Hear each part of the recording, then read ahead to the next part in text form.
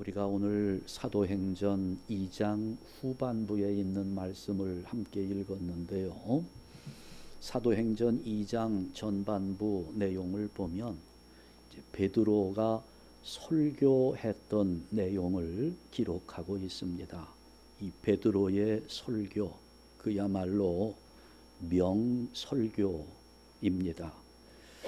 이제 오순절 마가의 다락방에 모여있던 성도들이 이 성령의 아주 강력한 역사를 경험한 이후에 모여있는 사람들을 향해서 베드로가 이 예루살렘 사람들에게 복음을 전하는데 그 내용이 기가 막힙니다. 어쩌면 이 어부였던 사람인데 어부였던 이 베드로가 이 구약에 예언된 말씀들을 그 이스라엘 역사를 쫙 꿰면서 하나님의 구속사를 일목요연하게 설명을 하는데 정말 놀랍습니다. 모여있는 모든 사람들이 깜짝 놀랐지요. 그런데 그 베드로가 설교를 하면서 마지막 결론을 이렇게 정리하는 겁니다. 우리가 오늘 이 부분부터 읽은 겁니다.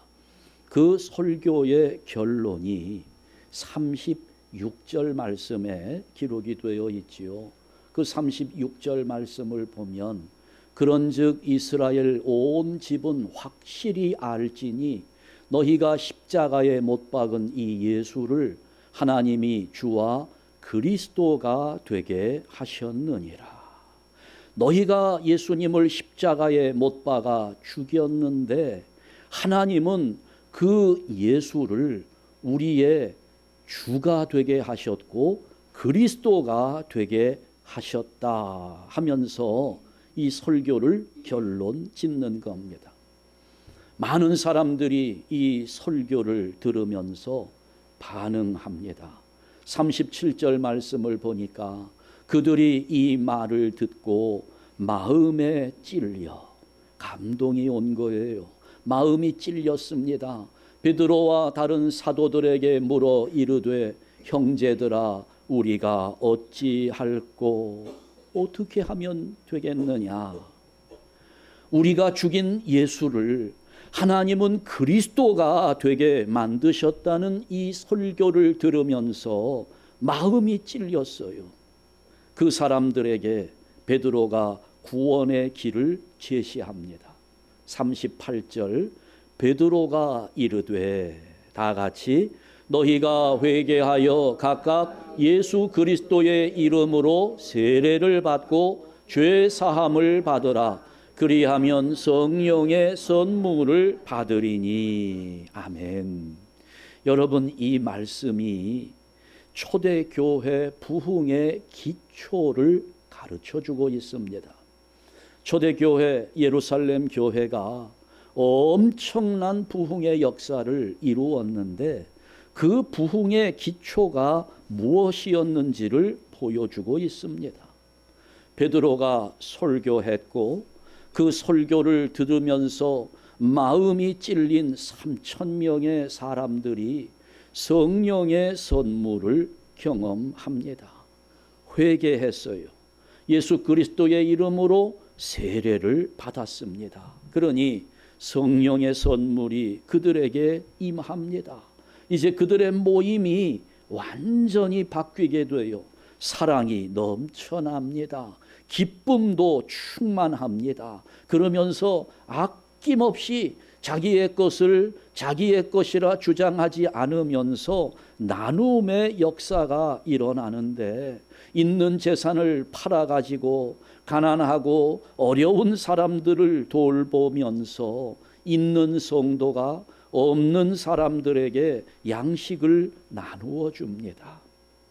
여러분, 이 순서들을 좀 정리하면서 원인과 결과를 잘 분별할 수 있어야 돼요. 많은 분들이 이 원인과 결과를 바꾸어 놓으면서 이해하는 경우가 참 많습니다. 이해가 아니고 오해를 하는 거지요. 많은 분들이 그런 말을 해요. 얼핏 듣기에는 그럴듯한 말이고 아주 아름답게 들리는 말입니다. 우리도 초대교회처럼 그런 교회를 만듭시다. 우리 교회가 초대교회처럼 사랑을 나누어야 합니다. 우리 서로 사랑합시다. 나눕시다. 그러면 우리 교회가 성령 충만해질 수 있습니다. 이렇게 말을 하는 경우가 많습니다만, 그런데 여러분, 이게요, 사랑을 나누고 서로 기뻐하고 이렇게 하는 모습이 있으면 성령 충만해지는 것이 아닙니다. 순서가 바뀐 겁니다. 성령 충만해서 회개하니까 거기에서 사랑할 수 있는 힘이 생기는 것이고, 그것 때문에 기뻐할 수 있는 것입니다. 뭐가 먼저인지를 알아야 되는 거예요. 지금 초대교회 부흥의 원동력은 그들이 사랑했기 때문에, 그들이 나누는 삶을 실천했기 때문에가 아니라는 겁니다. 성령 충만함을 경험하면서 회개를 한 겁니다. 그동안 자기의 잘못들을 깨닫고 하나님 앞에서 새로운 삶을 결단하는, 예수님의 은혜가 무엇인지를 깨달으면서 세례를 받은 겁니다. 우리가 이 초대교회를 본받아야 할 부분이 바로 여기에 있는 겁니다. 출발은 회개로부터 시작되는 것입니다. 회개할 때 거기에서부터 우리 안에 구속의 역사는 효율적으로 시작되는 겁니다. 영향력을 행사하게 되는 것이지요. 회개하는 겁니다. 제가 몇 주 전에 설교 드렸어요. 오늘 우리 주변에 여러 가지 문제들이 일어납니다. 우리로 하여금 고민하게 하고, 우리로 하여금 염려하게 하는, 걱정하게 하는 사건들이 주변에서 많이 일어나요. 그것은 현상일 뿐입니다. 그것을 고치기 위해서는 본질의 잘못된 부분을 깨달아야 되는 겁니다. 본질에서 잘못된 것이 뭐냐? 우리의 죄가 있는 거예요. 그 죄의 문제를 해결하지 않으면 눈에 보이는 현상들은 바뀌지 않습니다. 본질이 변해야 현상이 달라지는 것입니다. 그 본질, 우리의 죄의 문제 가운데에는 아합의 길이 있고 여로보암의 길이 있었던 겁니다. 우상을 섬긴 거예요. 하나님을 잘못 섬겨왔던 것입니다. 이것을 회개하는 겁니다. 초대교회에 모여있는 성도들 보세요. 이 사람들은 하나님 앞에 열심을 냈던 사람들이에요. 그런데 그렇게 하나님을 열심히 섬기던 사람들이 하나님의 아들을 죽인 겁니다. 하나님의 뜻을 오해한 거예요. 하나님의 뜻을 몰랐습니다. 하나님은 우리를 위해서 외아들을 이 땅에 보내셨는데 그 하나님의 뜻을 모르고 자기들은 하나님을 열심히 섬긴다고 말하지만 하나님의 아들을 십자가에 매달아 죽이고 만 겁니다. 이제 그것을 회개하는 거예요. 하나님의 사랑이 여기 있었는데, 하나님의 구원이 여기 있었는데 우리는 우리의 욕심을 따라서 엉뚱하게 하나님을 잘못 섬긴 겁니다. 여로보암의 길을 따랐던 거지요. 그것을 회개하니까 거기에서부터 이제 성령 충만의 역사가 일어나게 되고, 성령 충만의 결과 마음이 변화되는 겁니다. 심령의 부흥이 일어나게 되는 거지요. 그때 주어진 마음이 새 마음이었고 정직한 마음이었다는 겁니다. 지난 주일까지 우리가 함께 살펴보았던 내용이지요. 그래서 이 사람들은, 이 예루살렘 교인들은 46절 말씀을 보게 되면 날마다 뭘 같이 합니까? 마음을 같이 하여. 이 마음은 성령 충만의 결과로 주어진 새 마음입니다. 오래 참는, 용납하는 그 새 마음이었어요. 또 정직한 마음입니다. 자기 자신에 대해서 진실한 마음과 이웃에 대하여 성실한 마음으로 하나님 앞에 믿음으로 인정받을 수 있는 그 마음을 같이하여 성전에 모이기를 힘썼다는 겁니다. 회개의 결과로 주어진 새 마음을 가지고, 정직한 마음을 가지고 예루살렘 교회는 모이는 교회였다는 거지요. 여러분, 이분들이 모여서 뭘 했을까요?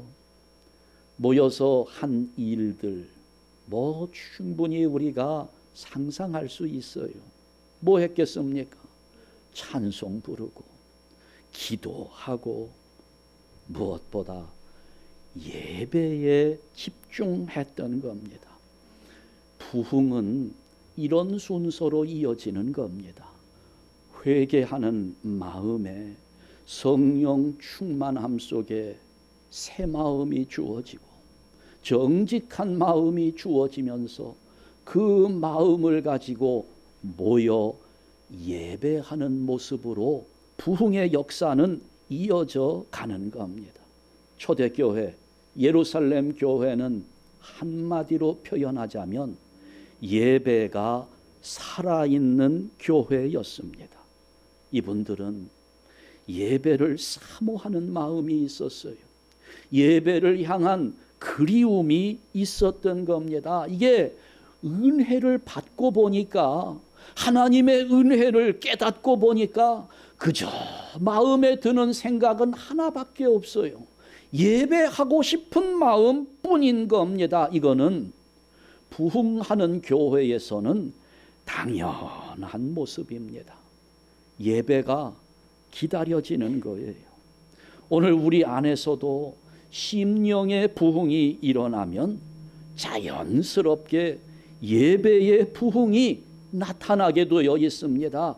우리 모습을 보면 아는 거예요. 과연 우리 교회가 부흥하는 교회이냐 그렇지 않느냐 하는 것은 예배하는 우리의 마음을 살펴보면 아는 겁니다.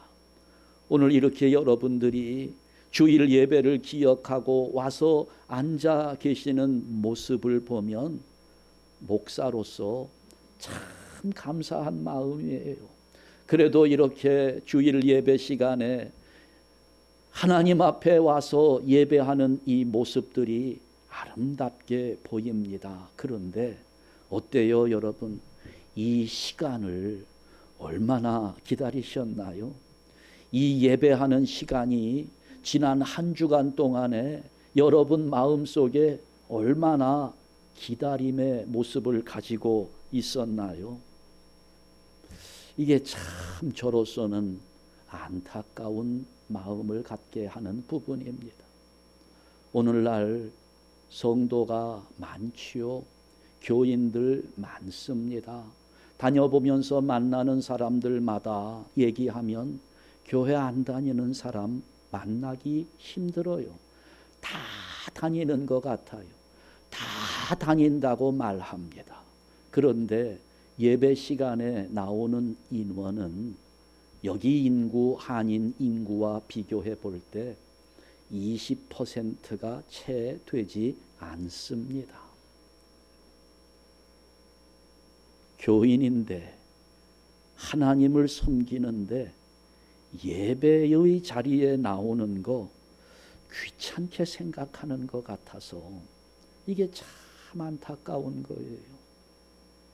무슨 어디 사교 모임이 있다, 친교 모임이 있다 하면 그냥 아주 오지 말라고 구박을 해도 그 구박을 무릅쓰고 기를 쓰고 가려고 하는 그런 모습들은 보여요. 뭐 유명한 무슨 가수가 와가지고 어디에서 공연을 한다 하면 그냥 뭐 어떻게 해서든지 엉덩이 디밀고 들어가서 그 모임에 참여하고자 하는 열심들이 보여요. 그런데 예배하는 자리는 망설입니다. 많은 성도들이 예배의 가치를 모르고 있어요. 예배에 대한 기대감이 없어 보입니다.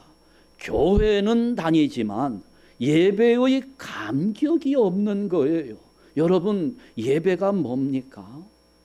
예배는 초대교회 때부터 지금까지 변함이 없습니다. 하나님을 만나는 통로입니다. 하나님을 만나는 시간이에요. 하나님께로부터 능력을 받는, 하나님의 복을 받는 은혜의 유일한 수단이 예배라는 겁니다. 그런데 오늘 우리에게 이런 예배의 의미가 자리 잡혀 있질 않아요. 그러니 기대가 없지요. 감격이 없어요. 예배의 감동이 사라지고 있는 겁니다. 왜 이렇게 되었을까? 예배가 얼마나 중요한지 생각을 안 하는 겁니다. 이게 얼마나 우리 인생의 소중한 일인지를 기억하지 못하고 있는 거지요. 하나님께서 이제 이스라엘 백성들을 선택하시잖아요. 애굽에서 종살이하고 있던 이 이스라엘 백성들을 애굽에서 건져냅니다.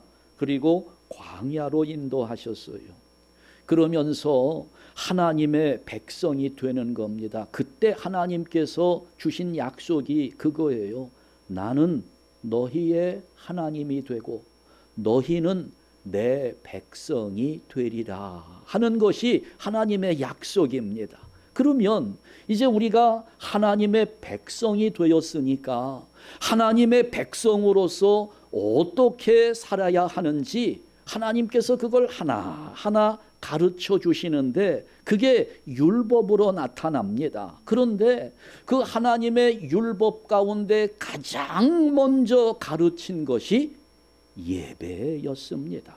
왜냐하면 하나님은 이스라엘 백성들을 예배 공동체로 만들기 원하셨기 때문입니다. 레위기를 읽어보면 번제, 소제, 화목제, 속죄제, 속건제 5가지의 제사법을 가르칩니다. 그러니까 이것은 너희는 이제 내 백성이 되었으니까 너희가 하나님의 백성으로서 하나님 앞에 나올 때에는 이런 제사를 통해서, 오늘 우리 입장에서 보면 예배를 통해서만 하나님께 나올 수 있다는 것을 가르쳐 준 것입니다. 레위기 9장 10장 말씀을 보면 이제 이스라엘 백성들이 하나님께 계명을 받아요. 그 하나님의 가르침을 받은 거지요. 너희는 제사를 통해서만 나에게 나올 수 있다. 그리고 나서 이 하나님의 가르침에 대한 실습을 합니다. 예배 실습을 해요. 처음으로 이제 제사를 드리는 겁니다. 그러면서 이제 그 제사를 드리는 가운데 대제사장 아론이 백성을 위해서 축복을 하니까 하나님의 영광이 나타나게 되는데 하늘에서 불이 내려오는 거예요. 하나님의 불이 하나님께로부터 나와가지고 여기 지금 제단 위에 올려놓은 제물들을 그냥 확 살라버리는데 그 모습을 보고 백성들이 깜짝 놀랍니다. 아주 감격스러운 제사가 드려진 거예요.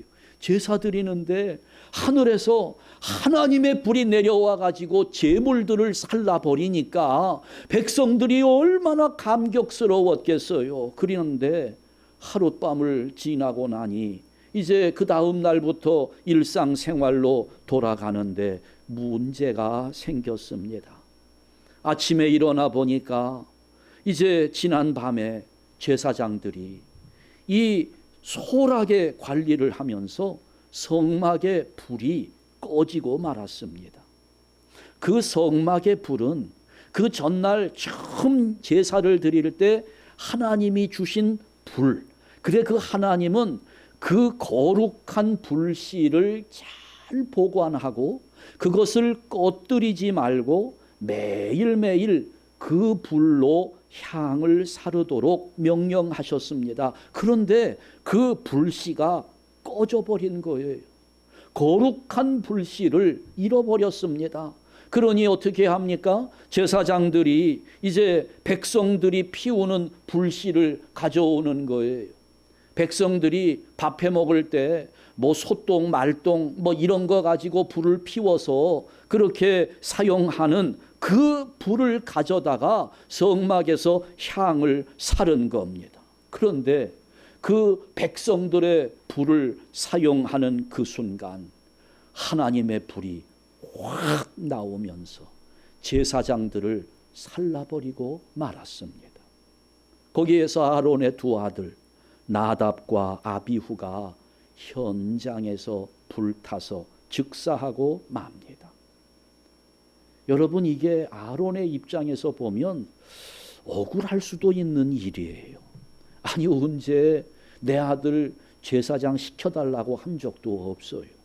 그냥 하나님이 하라고 그러니까 제사장이 된 건데, 아니 그런데 제사장을 시켜놓고 첫날 그 불씨 잘 관리하지 못했다고 해서 두 아들이 바베큐가 되어버렸잖아요.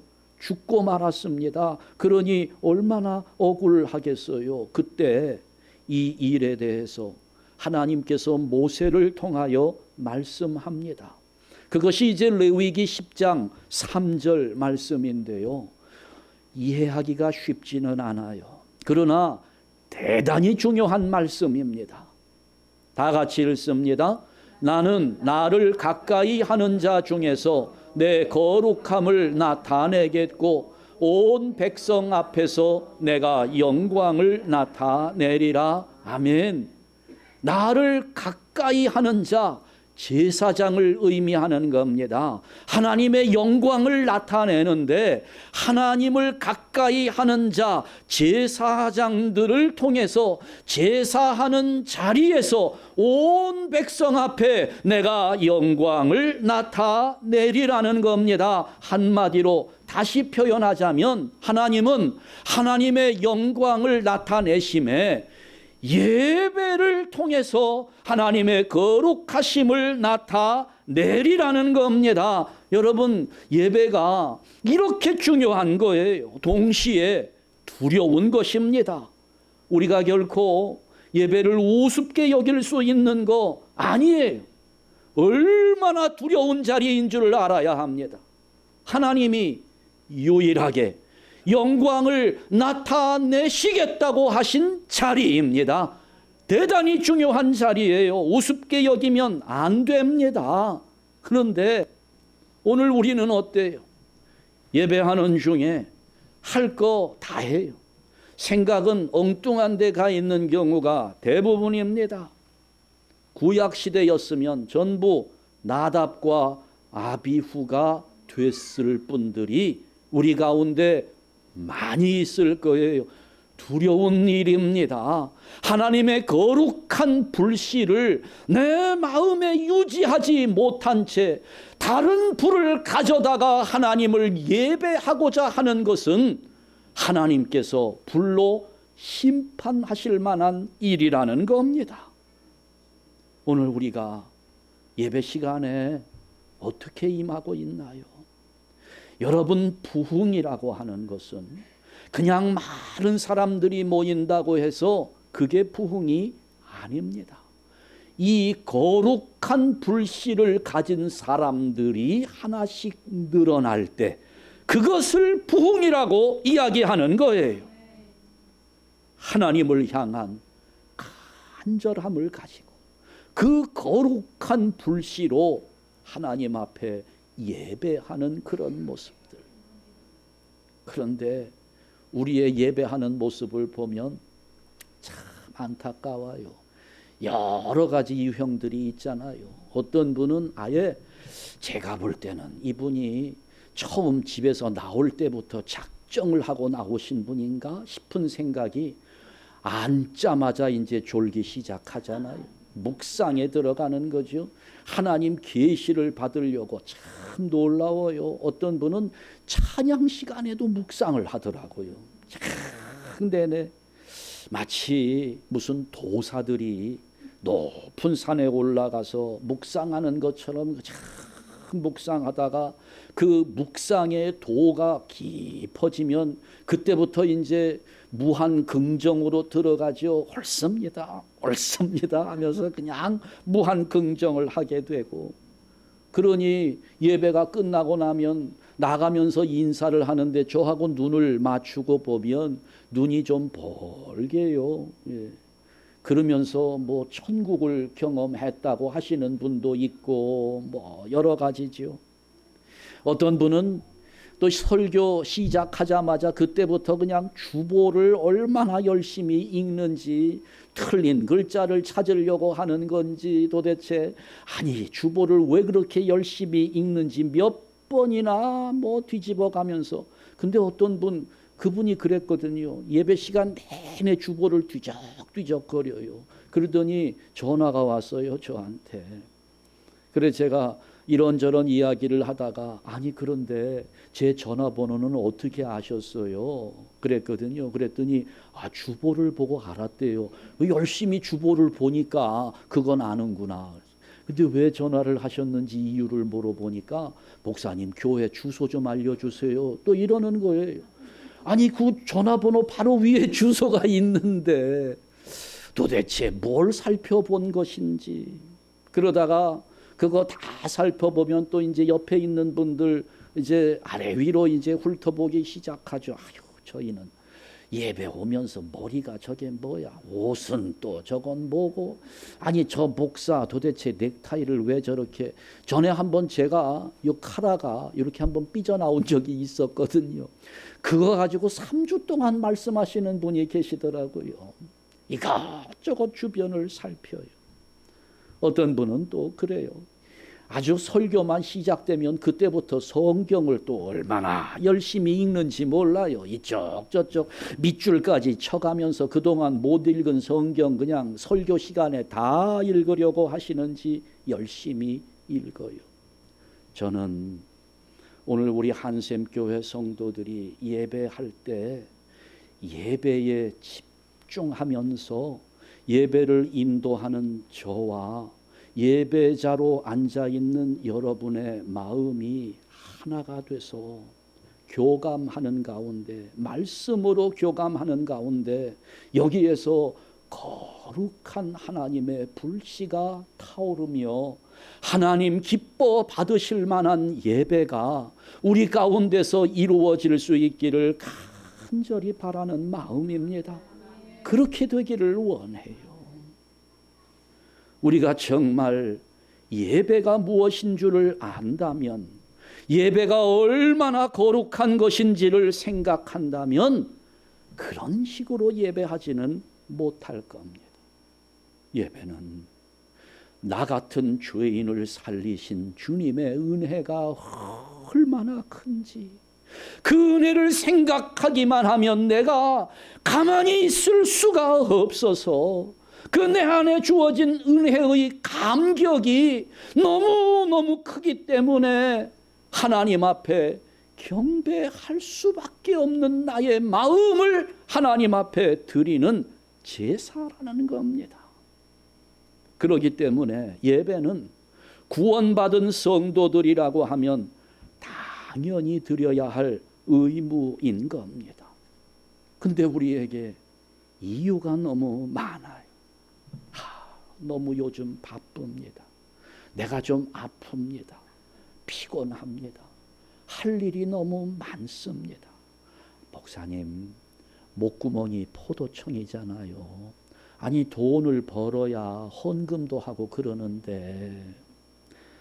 저는 이해해요. 저는 여러분들의 현실과 여러분들의 입장을 이해하는데, 그런데 그것은 하나님께 드리는 것이기 때문에 하나님 앞에 다른 어떤 것도 예배를 하지 않을 이유가 될 수 없는 겁니다. 칼 바르트, 유명한 신학자예요. 그분이 예배를 그렇게 정의했어요. 예배는 가장 중요한 것이다. 예배는 가장 긴급한 것이다. 예배는 가장 영광스러운 것이다. 가장 중요하고 가장 긴급하고 가장 영광스러운 것, 우리가 하나님 앞에서 할 수 있는 행위 가운데 제1우선순위에 놓아야 하는 가장 중요한 것이 예배라고 하는 겁니다. 오늘 여러분 인생에서 예배를 제1우선순위에 놓고 진정으로 예배하는 성도들 되시기를 주님의 이름으로 축원합니다. 그러면 이 예배를 우리가 어떻게 드려야 할까? 예수님이 직접 말씀해 주셨어요. 요한복음 4장 24절 말씀을 보면 다 같이 읽습니다. 하나님은 영이시니 예배하는 자가 영과 진리로 예배할지니라. 아멘. 영과 진리로. 우리 마음의 자세가 중요한 겁니다. 그런데 오늘 우리 마음이 이 자세를 갖추지 못하고 있어요. 예배를 사모하는 마음이 준비되어 있지 않습니다. 일주일 동안 예배 시간이 그리워야 되는데 주일이 되니까 아니 뭔 주일이 이렇게 빨리 돌아와, 또 교회 가야 되겠네 하는 이런 불평이 생겨요. 예배를 나오는 우리 마음에 오늘은 하나님이 나에게 어떤 말씀을 주실까, 뭐 이런 생각에 뭔가 좀 가슴이 뛰고 막 이런 마음이어야 되는데 그냥 예배 시간 헐레벌떡 달려오니 이거 다른 사람 눈치도 보이고 고개도 제대로 들지 못하고 찬양 시간도 기도 시간도 상관없이 그냥 내 생각 속에 세상 사람들과의 약속 시간, 그냥 설교 시간에는 끄덕끄덕 옳습니다 무한 긍정이나 하면서, 여러분 기억합시다. 예배는 하나님과의 만남이에요. 눈에 보이지 않지만 나는 지금 하나님 앞에 있는 겁니다. 하나님 앞에 있는 예배자라는 겁니다. 지금까지 하나님은 교회 역사, 성경 역사 속에서 예배를 통해서 사람들을 만나셨어요.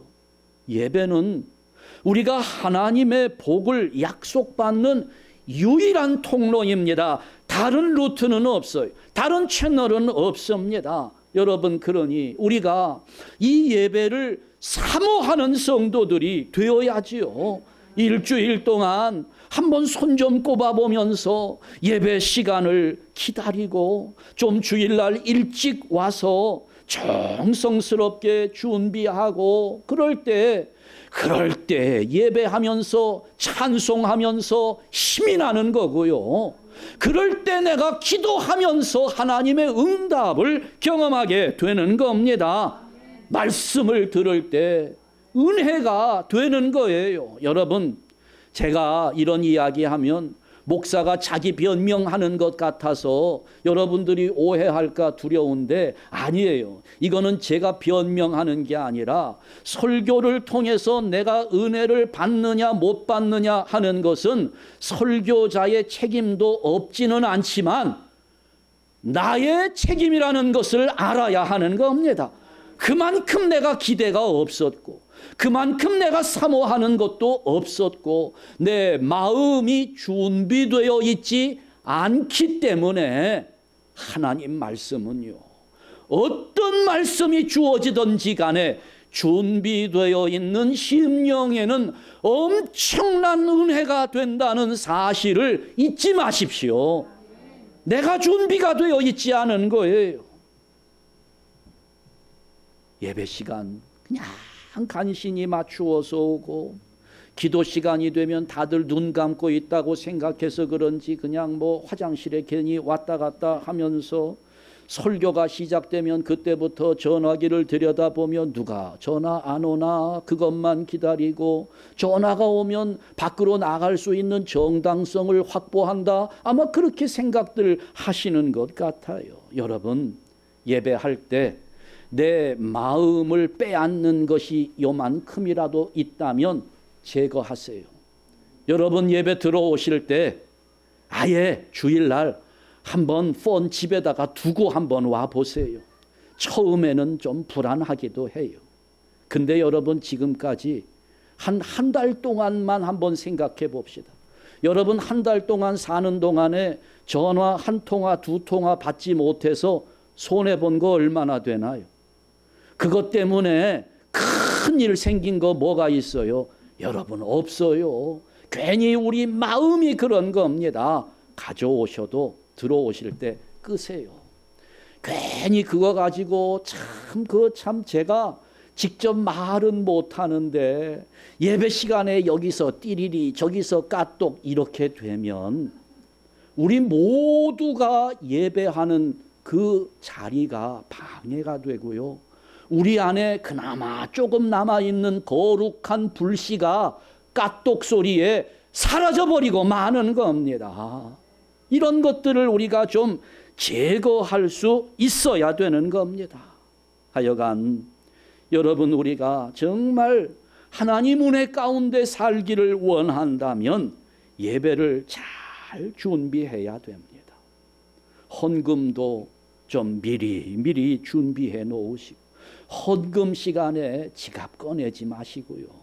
헌금 시간에 주머니 뒤적뒤적 대면서 과연 이게 100불짜리일까 20불짜리일까 이런 거 가지고 두근두근해 하시지 말고 미리 준비해 오세요. 헌금 봉투 집에 한 10장씩 가져다 놓으시고 교회 오실 때마다 얼마가 되었든 정성스럽게 준비해서 하나님 앞에 드릴 준비. 여러분, 입을 옷도 주일날 아침에 9시 돼가지고 뭐 입을까 이거 입어보고 저거 입어보고 하시지 말고 토요일날 저녁 시간 미리 골라 놓으세요. 머리도 좀 잘 손질하시고 화장도 좀 예쁘게 해 오시고, 하나님을 만나는 거니까. 교회의 부흥은 예배에서 나타나는 겁니다. 여러분, 우리가 교회에서 많은 일들을 해요. 그런데 이 교회에서 하는 일들은 다 예배로 이어지는 것들입니다. 교회에서 신앙교육을 하지요. 우리 자녀들을 가르쳐야 되니까 교육이 이루어집니다. 교육의 목적이 어디 있을까요? 우리 자녀들을 하나님 앞에 예배자로 세우는 것이 교육의 목표입니다. 오늘 이 시대 많은 교회가 선교에 얼마나 열심을 내고 있습니까? 너무나 중요한 일이지요. 우리도 선교에 많은 힘을 기울이고 있어요. 그런데 선교의 역사도 마찬가지입니다. 멀리 있는 아프리카 사람들, 남미 사람들, 이런 사람들에게 복음을 전하는 이유가 뭡니까? 왜 전합니까? 그 사람들을 하나님 앞에 예배자로 세우는 것이 목적인 거예요. 우리 교회가 하는 모든 일은 예배로 집중되는 겁니다. 예배로 이어지는 거예요. 그런 예배를 우리가 사모하지 않는다, 그런 예배를 사랑하지 않는다, 있을 수 없는 일입니다. 저는 가끔 그 생각이 들어요. 저는 일찍 오거든요. 제 아내와 더불어서 한 7시 20분에서 7시 반쯤 교회에 도착합니다. 그러면 여기저기 청소도 좀 하고 문도 열어놓고 또 우리 함께 나눌 식사 준비 제 아내는 하고, 저는 또 설교 원고 다시 한번 읽어보면서 찬양할 거 다시 한번 좀 생각해 보면서 여러 가지 준비를 하다가 이제 조금 시간이 남으면 제가 내려가서 밖에도 한번 나가보고 또 커피도 한 잔 마시면서 있는데, 그때 그런 생각이 드는 거예요. 꼭 내가 무슨 식당 주인이 된 것 같아요. 그래가지고 이렇게 가게 문을 열고 오늘 손님들이 얼마나 올까 뭐 기다리는 그런 심정으로 내가 그런 생각이 들어. 그런데 가만히 생각해 보니까 교회나 식당이나 그런 겉으로 보이는 면에서는 비슷해 보여요. 식당도 문 열어놓고 오늘 손님이 얼마나 올까 기대하는 마음과 목사가 아침에 문 열어놓고 오늘 교인들이 얼마나 나올까 기다리는 마음이 겉으로 볼 때는 비슷해 보입니다. 그러나 다르죠. 식당은 손님을 기다립니다. 교회는 예배자를 기다리는 거예요. 저는 여러분들이 이 자리에 손님으로, 물론 손님으로 오실 수 있지요. 이 교회가 어떠한 교회일까? 내가 이 교회를 계속 다닐까? 결정하기 위한 그런 단계가 분명히 있을 거예요. 뭐 손님으로 얼마든지 올 수 있습니다. 그러나 저의 간절한 기대는 우리 하나님도 그런 기대를 갖고 계실 거예요.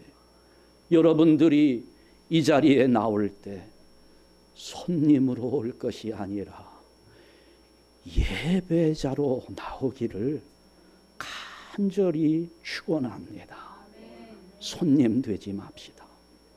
예배자가 되어야 하늘나라의 주인공으로 설 수 있는 겁니다. 팬데믹을 지나면서 요즘 인터넷 예배가 유행하고 있어요. 이런 모습들 참 안타깝습니다. 모이려고 하지 않아요. 이럴 때가 올 줄 알고 우리 하나님은 이미 히브리서 10장 25절에서 말씀해 놓으셨습니다. 히브리서 10장 25절 말씀 다 같이 읽습니다. 모이기를 패하는 어떤 사람들의 습관과 같이 하지 말고 오직 권하여 그날이 가까움을 볼수록 더욱 그리하자. 아멘. 모이는 것이 귀찮아졌다면 내 믿음이 병들었다는 것을 단적으로 증명하는 것입니다. 모이는 것이 싫어졌다면 내 안에 거룩한 불씨가 꺼지고 있는 것입니다. 예배를 멀리하면 받은 복도 빼앗기고 더더군다나 교회의 부흥은 꿈도 꾸지 못할 일입니다. 예배를 사모하고 예배를 사랑하는 성도들, 하나님 앞에 예배자로 서는 성도들, 그래서 예배를 통해서 하나님을 만나고 예배를 통해서 하나님의 복을 누리고 그러면서 오늘 우리 안에 예배가 살아나면서 우리 교회 부흥할 수 있기를 주님의 이름으로 축원합니다. 기도하겠습니다.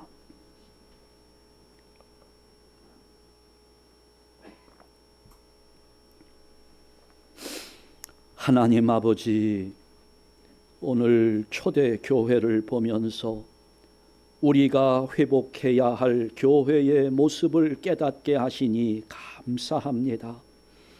날이 갈수록 우리 마음의 거룩한 불씨가 사라지며 주님의 은혜를 향한 감동이 식어가고 하나님을 바라보는 눈이 멀어져만 가는 안타까운 현실을 보면서 우리 한샘 교회는 초대교회와 같이 살아 움직이는 예배를 드리도록 우리 마음과 생각을 주장하여 주시옵소서. 우리들 하나님 앞에 진정한 예배자로 한 번의 예배를 드리더라도 신령과 진정으로 하나님께서 기쁘게 받으실 만한 예배를 드리면서 오늘 이 교회가 날마다 부흥되는 역사를 허락하여 주시옵소서. 우리를 위해 십자가에 돌아가신 예수 그리스도의 이름으로 기도하옵나이다. 아멘.